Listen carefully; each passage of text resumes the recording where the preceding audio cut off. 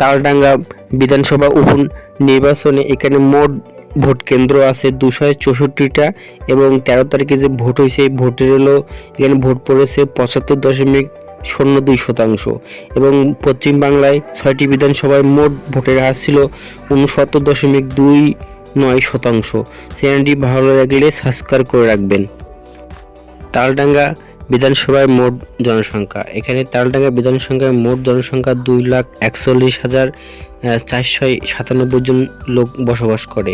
এর মধ্যে জেনারেল লোক বসবাস করে 65,000-এর মতন, এসসি ভোটার বসবাস করে 70,000-এর মতন, এসটি ভোটার বসবাস করে 54,000-এর মতন এবং মেজরিটি অর্থাৎ মাইনরিটি অর্থাৎ মুসলিম ভোটার বসবাস করে 28,000-এর মতো।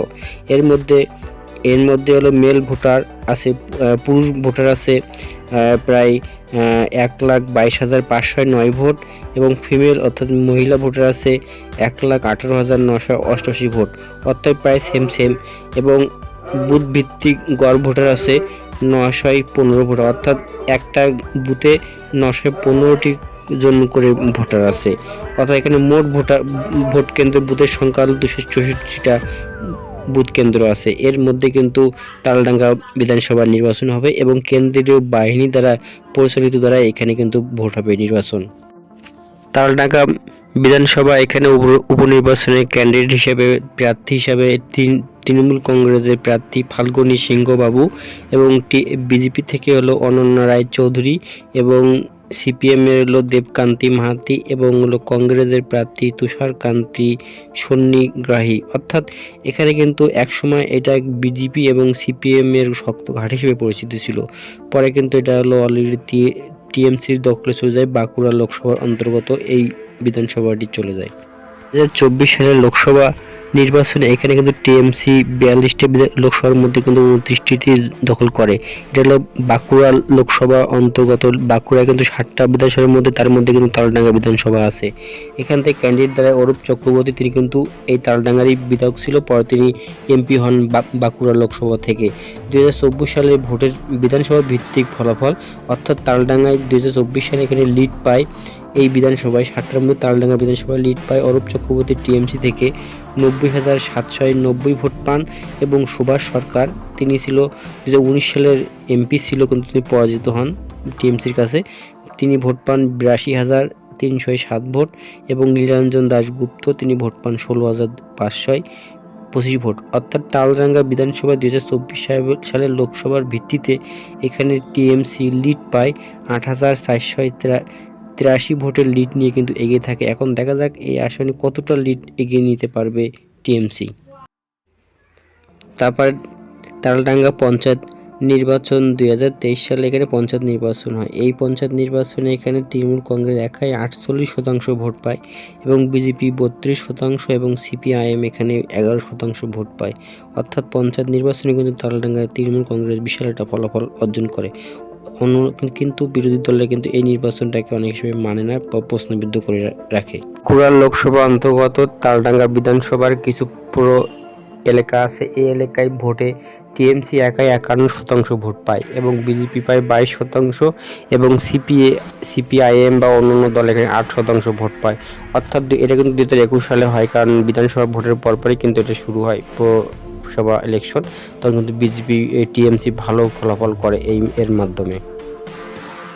2021 সালে এই কেন্দ্রে ভোটাভুটি হয়। 2021 সালে বিধানসভা নির্বাচনে তালডাঙ্গা বিধানসভার প্রার্থী হয় অরূপ চক্রবর্তী, তিনি সেই সময় ভোট পান 92,026 ভোট, তিনি 45.29% ভোট পান এবং বিজেপি থেকে দাঁড়ায় শ্যামল কুমার সরকার, তিনি সেই সময় ভোট পান 79,649 ভোট, শতাংশ অনুযায়ী হলো 39.2% ভোট পান এবং সিপিএম থেকে দাঁড়ায় মনোরঞ্জন পাত্র, তিনি ভোট পান 23,189 ভোট, শতাংশ অনুযায়ী 11.41%। অর্থাৎ 2021 সালে তালডাঙ্গা বিধানসভায় এখানে কিন্তু টিএমসি লিড পায় 12,377 ভোট, অথচ 2024 সালে লোকসভার ভিত্তি অনুযায়ী কিন্তু তালডাঙ্গায় কিন্তু মাত্র 8,000 ভোট লিড পায়। কিন্তু খুব অনেক এই 12 থেকে 8,000 ভোট অর্থাৎ 4,000 ভোট ডিফারেন্স আছে কিন্তু এখানে। এখন তালডাঙ্গা বিধানসভা অনেকে বলছে যে টিএমসি জিতবে, কিন্তু দেখা যাবে যে ফলাফল কী হতে পারে, কারণ অনেক কিছু হইতে পারে, কারণ তালডাঙ্গা বিধানসভা কিন্তু এটা বিজেপির একটা শক্ত ঘাঁটি হিসেবে কিন্তু অনেকে পরিচিত, কিন্তু এটা অরূপ চক্রবর্তীর এলাকা ভিত্তিক, সেজন্য জেতার সম্ভাবনা একটু হলেও বেশি আছে।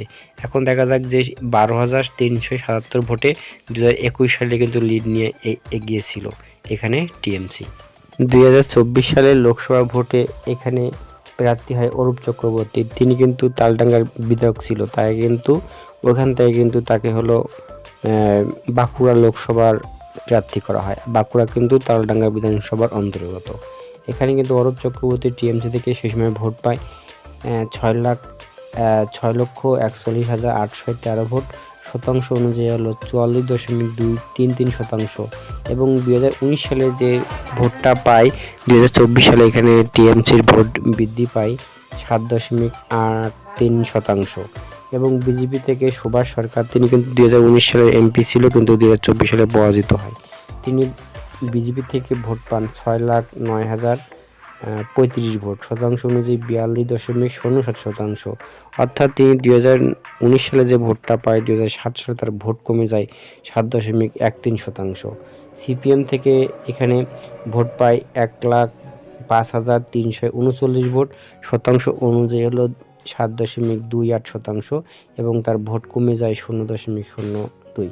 এখানে 2024 সালে বাঁকুড়া লোকসভার অন্তর্গত, এখানে তালডাঙ্গা বিধানসভার অন্তর্গত আছে, কিন্তু বাঁকুড়া লোকসভা এখানে জয়লাভ করে টিএমসির অরূপ চক্রবর্তী 32,778 ভোটে জয়লাভ করে। 32,778 ভোটে বাঁকুড়াতে জয়লাভ করে টিএমসির অরূপ চক্রবর্তী। তালডাঙ্গা বিধানসভা মূলত প্রতিনিধিত্ব হবে ফাল্গুনী সিংহবাবু ও অন্যান্য রায় চক্রবর্তী, অর্থাৎ টিএমসি এবং বিজেপির মধ্যে কিন্তু লড়াই হবে। এখানে দেখা যাচ্ছে যে বিধানসভা নির্বাচন, 2021 সালের বিধানসভা নির্বাচন 2024 সালের লোকসভা নির্বাচনের উপরে ভিত্তি করে তালডাঙ্গা ভিত্তিক লিড, এবং পঞ্চায়েত নির্বাচন এবং পৌর নির্বাচন এবং বিভিন্ন উপনির্বাচনের উপরে ভিত্তি করে কিন্তু টিএমসি শক্ত ঘাঁটি হিসেবে পরিচিত। এখানে টিএমসি জেতার সম্ভাবনা আছে, প্রায় 48% ভোট পেতে জয়লাভ করার সম্ভাবনা আছে। এবং দ্বিতীয় স্থানে থাকতে পারে বিজেপি, 32% ভোট পেতে পারে, এবং সিপিএম ভোট পেতে পারে 11%। এগুলোর উপরে ভিত্তি করে কিন্তু বলা যায় না যে এখানে জিতবে কি জিতবে না, সেটা সময়ের অপেক্ষা। কারণ এখানে কিছুদিনের 23 তারিখে বোঝা যাবে যে কোন দল এখানে জিততে চলেছে। কিন্তু এটা কিন্তু এক সময় কিন্তু বিজেপির শক্ত ঘাঁটি হিসেবে পরিচিত, কারণ সুভাষ সরকার 2024 সালে কিন্তু এই আসনটি জয়লাভ করে। পরে কিন্তু তিনি হলো অরূপ চক্রবর্তীর কাছে পরাজিত হয়। এবং দেখা যাক যে ফাল্গুনী তিনি জয়লাভ করতে পারেন কি পারবেন, সেটা সময় বলে দিবে। যদি আমার চ্যানেলটা আপনাদেরকে ভালো লেগে থাকে, সাবস্ক্রাইবার করে রাখবেন, তাহলে প্রতি না প্রতি কোনো না কোনো তথ্য পেয়ে থাকবেন। সবাইকে ধন্যবাদ।